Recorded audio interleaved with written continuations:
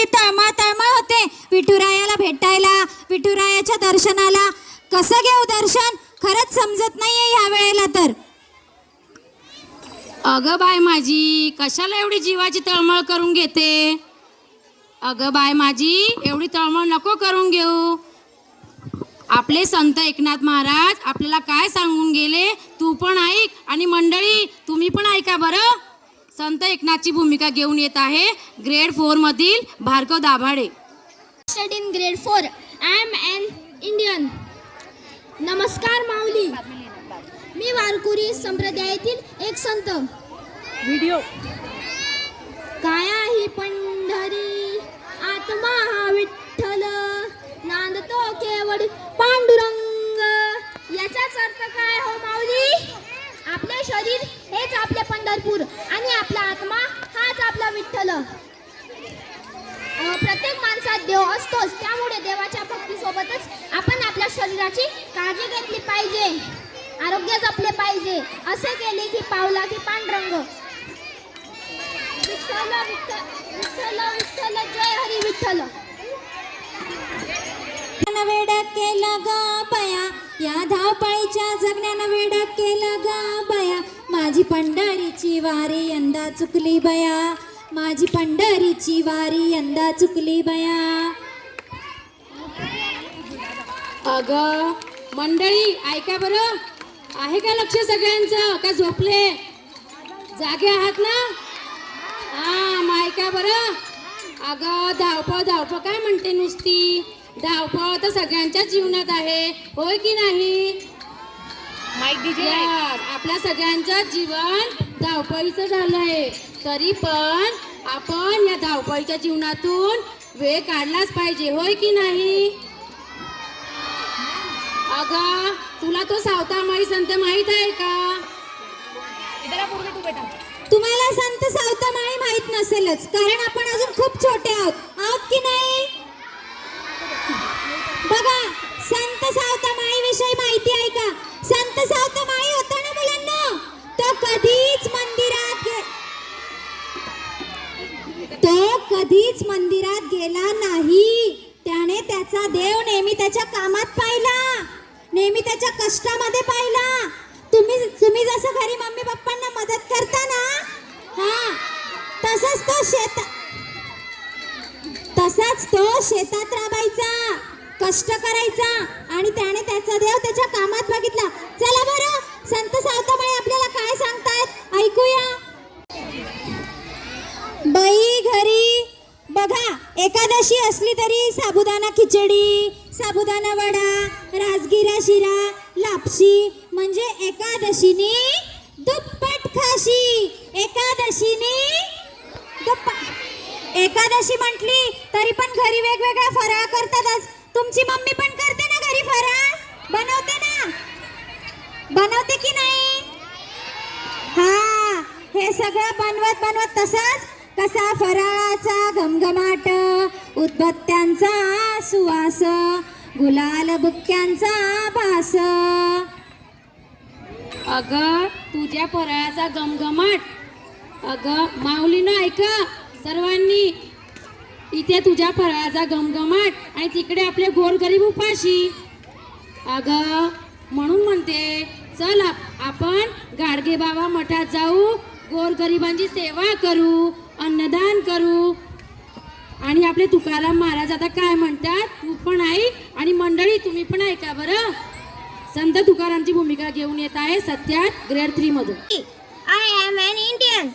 जे कारंजले गांजले त्यासी म्हणतो आपुले, तोची साधू ओळखावा, देव तेथेची जाणावा. विठ्ठल विठ्ठल जय हरी विठ्ठल. आपण सर्वजण वेगवेगळ्या जाती धर्माचे आहोत, तरी देखील आपण सोबतीने एकाच समाजात राहतो. त्यामुळे आपण एकमेकांना मदत करून, एकीने राहून, भेदभाव न करता राहिले पाहिजे. विठ्ठल विठ्ठल जय हरी विठ्ठल. पांडुरंगाच्या दर्शन चुकल्या विना वाटतंय मला. पांडुरंगाचं दर्शनच नाही झालंय असं वाटतंय मला. यंदा पंढरीची वारी माझी चुकली बया, यंदा पंढरीची वारी माझी चुकली बया. अगं पांडुरंग म्हणतो का पंढरपूरला येऊनच माझं दर्शन घे म्हणून. पांडुरंग हा आपल्या सगळ्यातच आहे, आपल्या अवतीभोवतीच आहे. केवळ मनापासून भक्ती करा तर पांडुरंग आपल्या अवतीभोवती आपल्याला दिसतो, जाणवतो. तसे आपले महाराष्ट्रातील सगळ्यात महान संत म्हणजे संत ज्ञानेश्वर. कोणते संत? कोणते संत? संत ज्ञानेश्वर, ज्यांनी जीवनाचे सार्थ सांगितले. चला तर ऐकूया संत ज्ञानेश्वर काय सांगतात. ग्रेड 3 मधून येतोय ध्रुव. Son of Prashant and Hemali. I study in grade 3. I am an Indian. नमस्कार माऊली. राम राम माऊली. मी संत ज्ञानेश्वर. मी ज्ञानेश्वरी हा महान ग्रंथ लिहिला. या महान ग्रंथातून मी तुम्हा सर्वांना काय महत्त्वाचा संदेश दिला तर प्राचीन सिद्धांत आणि वैज्ञानिक दृष्टिकोन जपून ठेवावा. त्याचबरोबर मी सर्व लोकांच्या कल्याणासाठी विश्वात्मक देवाकडून प्रसादान मागितले. या प्रसादानातून व्यक्तिगत आणि सामाजिक जीवनाचे अर्थ सांगितले आहे. म्हणजेच लोकांमधील चुकीचे गुण नैसे होऊ दे व चांगल्या कामाची आवड निर्माण होऊ दे. विठ्ठल विठ्ठल जय हरी विठ्ठल. आणि देवाकडे आपल्या सर्वांच्या कल्याणासाठी पसायदान देखील मागितले, ज्यामध्ये आपल्या सर्वांच्या कल्याणासाठी सोप्या भाषेत श्लोक लिहिले आहे. सर्व संतांची माहिती ऐकून मला एकच गोष्ट लक्षात येते. या धावपळीचा आता कंटाळा नाही ग बया.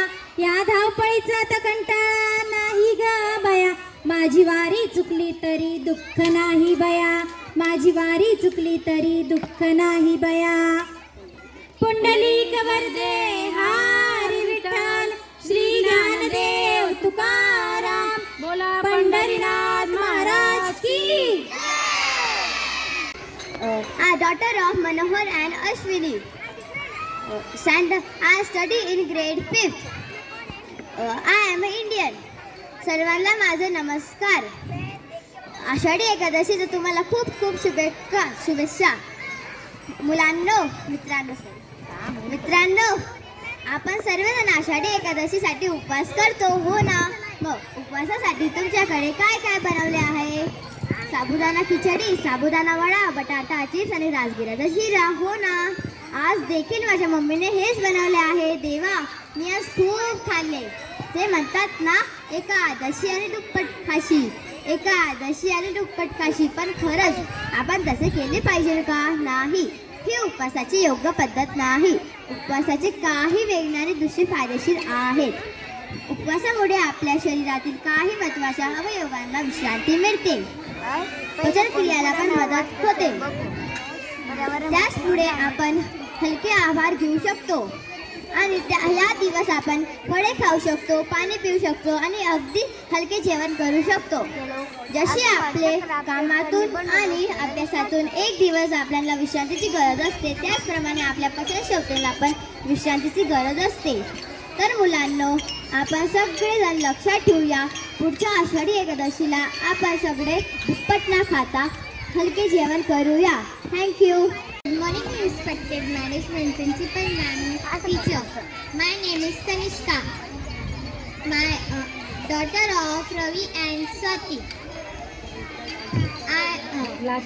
Grade 5. I am Indian. आदरणीय प्रिन्सिपल मॅम, टीचर, इथं बसलेले सर्व विद्यार्थी मित्रांनो, तुम्हाला माहिती आहे का आज काय आहे? आज आहे आषाढी एकादशी, वारकऱ्यांची वारी. तुम्ही कधी गेला आहात का? खरं तर मी पण नाही गेली. पण वारकरी म्हणजे कोण? वारकरी म्हणजे विठ्ठलाचे भक्त, जी आपली तहान भूक विसरून विठ्ठलाचे नामस्मरण करत वारीला निघतात. वारकऱ्यांकडून आपल्याला खूप काही शिकायला मिळते, जसं की एकता व विविध धर्म जातीचे लोक त्यावेळी एकत्र येऊन एकमेकांची मदत करत असतात. बरोबर ना? देवाच्या भक्तीबरोबर एकता, एकामेकाविषयी प्रेम, हे सर्व आपण वारकऱ्यांकडून शिकत असतो. तर हे आपण हे आपण सर्व अर्चनात आणायला पाहिजे ना. अजून एक महत्वाची गोष्ट म्हणजे